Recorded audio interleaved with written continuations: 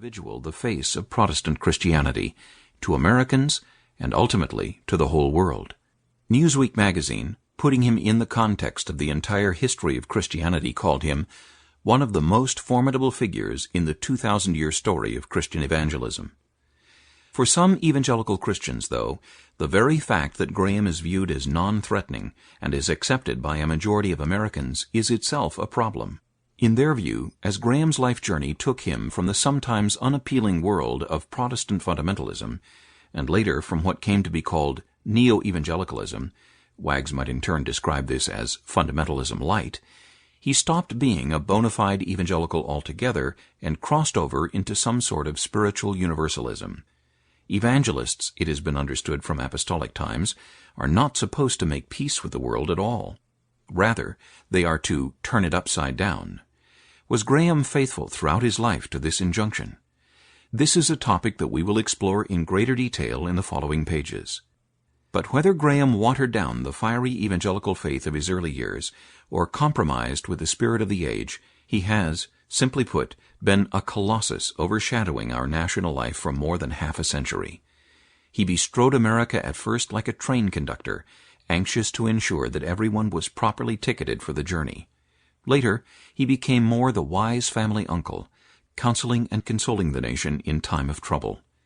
Former CBS News anchor Dan Rather put it this way: he stands with a handful of American religious leaders from the Great Awakening forward who helped define the country, and he did that in a particularly tumultuous time in our history, the last half of the 20th century. And yet, and this is surely an arena where many Americans may be quite unaware of the extent of his impact, Graham now belongs to the world. The experience of two American Protestant ministers who were in southern Sudan for a few weeks in the summer of 2002 tellingly illustrates how closely the rest of the world associates Graham with the preaching of the gospel.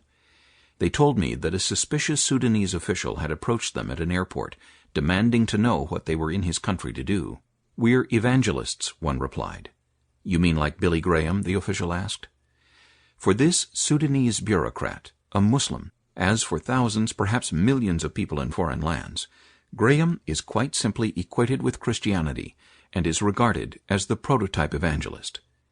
In Beijing, China, a large photograph of Billy Graham was the sole decorative element on the living room wall of the prominent evangelical Protestant house church leader, the late Yuan Jiangchen, also known by his English name, Alan Yuan.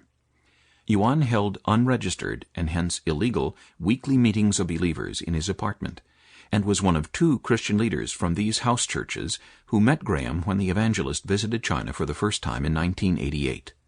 For Yuan, the crucial element of the vast expanse of Graham's entire life ministry was the American evangelist's trademark invitation to listeners to make a decision for Christ. Indeed, Graham has preached the gospel in person to more people than any other man or woman in history.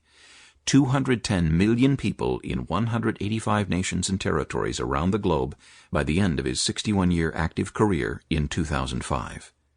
When he preached in Seoul, South Korea in 1973, it was, at the time, the largest audience in history to hear a preacher live, 1.12 million people. In many ways, though, the greater mark of his global impact was what he set in motion behind the scenes: the conferences for largely unknown and itinerant evangelists, the training sessions for young men and women rising in ministry, the unceasing encouragement of Christian evangelism in all its varied forms.